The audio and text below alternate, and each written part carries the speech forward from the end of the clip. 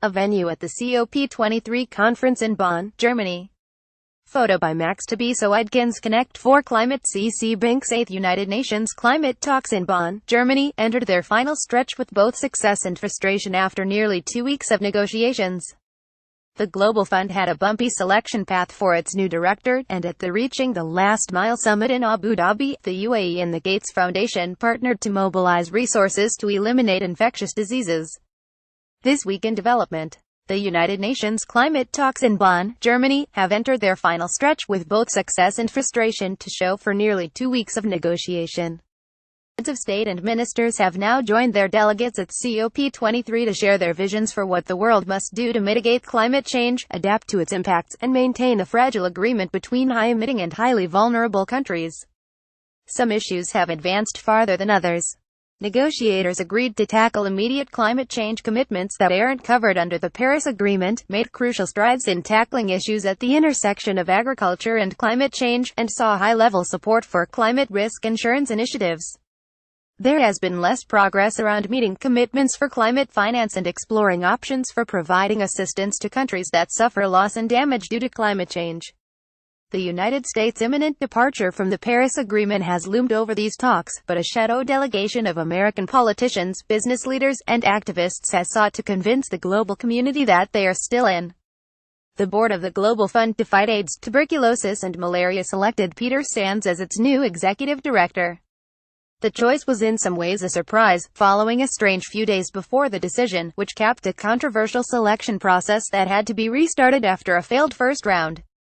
3 days before the board was scheduled to meet, DevEx learned that Sands, a Harvard Kennedy School fellow and the former CEO of Standard Chartered plc, had asked to pull out from the race, only to request to be reconsidered again the day before the election.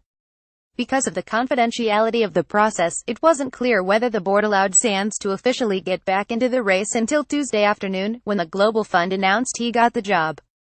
In an exclusive Onion One interview with DevEx almost immediately after the announcement of his victory, Sands shed light on his decisions prior to the board meeting.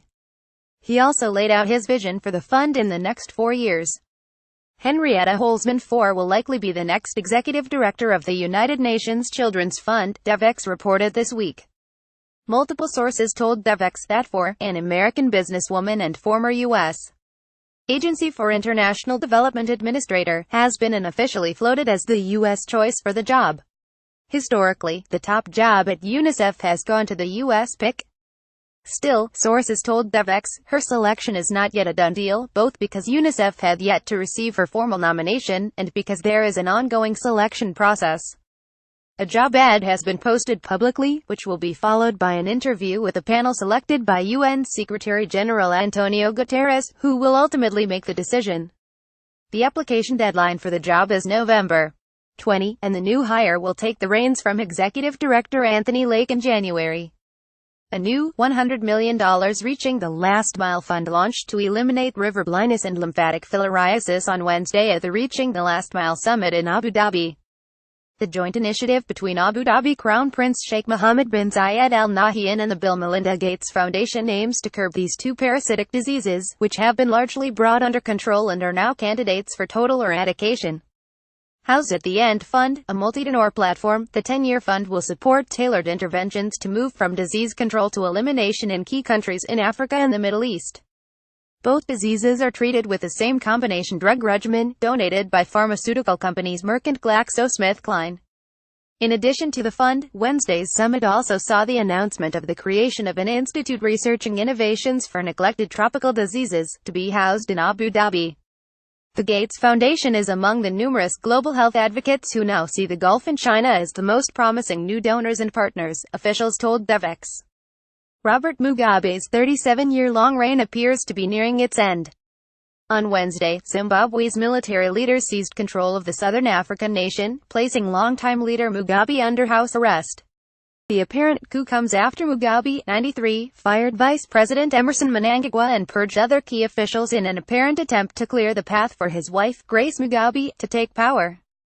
Mnangagwa, who fled following his dismissal, is widely expected to return to the country to claim power, but many in the international community now hope the military could, under a certain amount of pressure, cede power to a transitional authority ahead of elections next year. Join the DevX community and access more in-depth analysis, breaking news and business advice, and a host of other services on international development, humanitarian aid and global health.